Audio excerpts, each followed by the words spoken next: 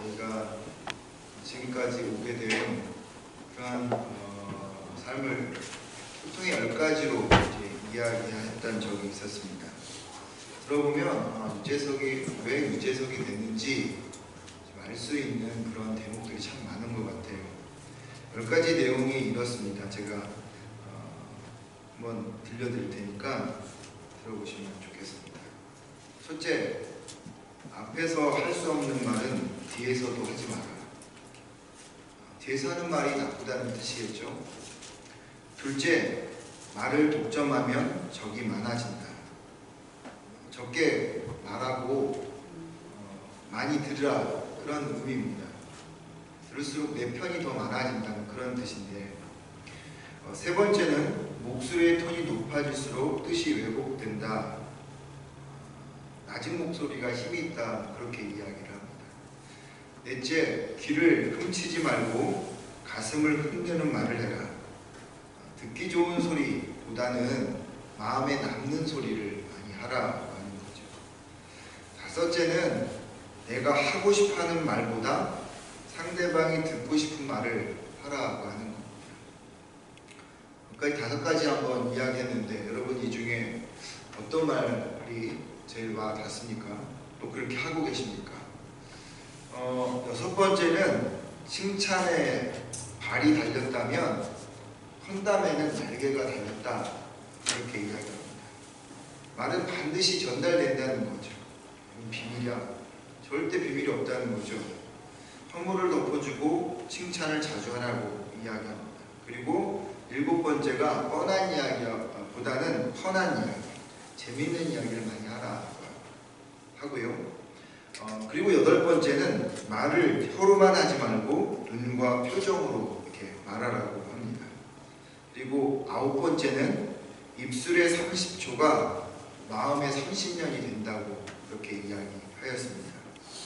나의 말 한마디가 누군가의 인생을 바꿀 수 있는 힘이 된다는 것이죠.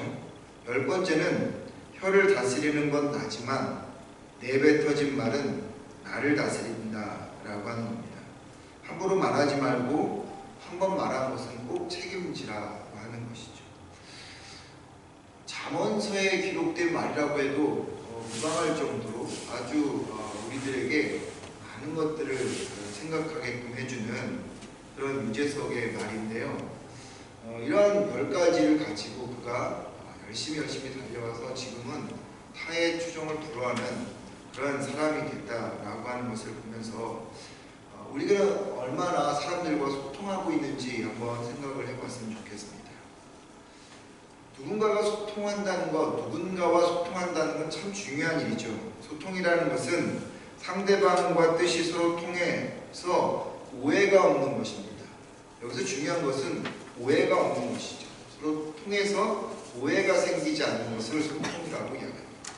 그냥 이야기한다고 해서 소통이 되는 것이 아니라 서로 오해하지 않는 그것이 소통이라고 하는 겁니다.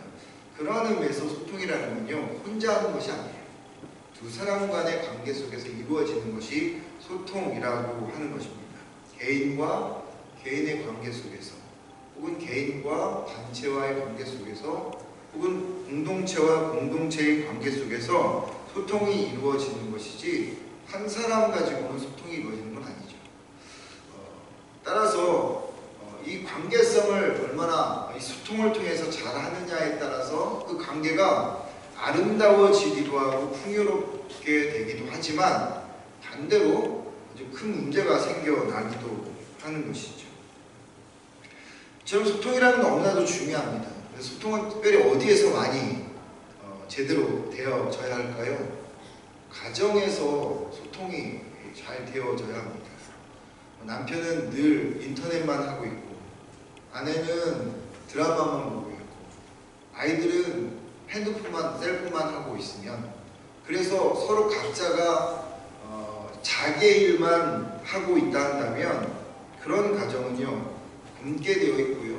그러다 보면 언젠가는 터져서 병이 되어지는 경우가 많이 있습니다. 어른들은 특별히 많이 그런 것을 경험하지만 아이들은 잘 그걸 모르죠. 이렇게 여행을 다니다 보면, 어딜 같이 가다 보면 이 부모님은 자녀들과 같이 이야기하고 싶은데 요즘 아이들 보면 매일 셀프만 하고 있고 거기에 셀폰이 신처럼 여겨지는 시대가 되어버리죠. 아이들만 그러겠습니까? 어른들도 자기의 관심사에만 빠져서 소통하는 것들을 잘 하지 못해요. 건강한 가정이라고 하는 것은 소통하는 가정이겠죠. 서로 소통하면서 이야기를 들어주기도 하고 격려하기도 하고 말하면서 함께 그 가정을 이룰 때 그 안에서 풀어져 가는 것이지, 소통이 이루어지지 않는 가정은 어려움으로 결국 그 문제가 발생해진다는 겁니다. 가정만 그러겠습니까? 한때는 나라도 그런 것 때문에 많이 문제가 됐었잖아요. 나라가, 정부가 국민과 소통해야 되는데 소통하지 않고 일방적으로 밀어붙여 버리면 결국 문제가 생겨난다는 거죠. 아무리 좋은 의도라 할지라도, 아무리 좋은 일이라 할지라도요, 오해가 생겨버리면, 즉 소통이 안 돼버리면, 불통이 돼버리면 거기서 문제가 일어나고 결국 터져버리게 되어 있다는 겁니다. 세계에서 열차 사건으로 제일 많은 사람이 죽은 사건은 1994년에 스페인에서 일어난 사건인데요. 여러 객차를 싣고 이 열차가 이제 달리다가 터널에서 멈춰버렸습니다. 앞에도 기관차가 있었고 뒤에도 기관차가 있어서 문제가 생기면 앞에서 끌기도 하고 또 뒤로 가기도 하고 하는데 이 기차가 터널에 그냥 문제가 되어서 서 버린 거예요. 그래서 앞에서 이 기관차를 운전하던 운전이분이 고쳐보려고 했는데 고쳐지지가 않고 시간이 계속 흘러가고 있었어요. 그래서 뒤에 있던 기관사가 통하지 않고 이야기하지 않고 문제가 생겼나 보다. 그래서 뒤로 끌기 시작했습니다. 뒤로 끌고 가는데 어느 순간 이 앞에 있던 기관사가 고쳐진 것을 알고 앞에다가 이렇게 전지를 넣고 가려고, 그러면 뒤에 있는 기관사가 그것을 알고 나서 중립해둔다든지 스톱시키면 이제 앞으로 갈 거라고 생각을 했겠죠. 시간도 이제 많이 지체됐고. 그런데 서로 소통이 되지 않았어요. 그래서 앞에서 끌고 뒤에서 끌고 서로 힘있게 하다가 나오던 이산화 탄소로 인해서, 가스로 인해서 그 터널 안에 가득 이산화탄소가 채워졌고, 그로 인해서 거기에 타고 있던 이 객차 안에 타고 있던 500여 명 넘는 사람들이 질식사 해버리는 사고가 났었습니다.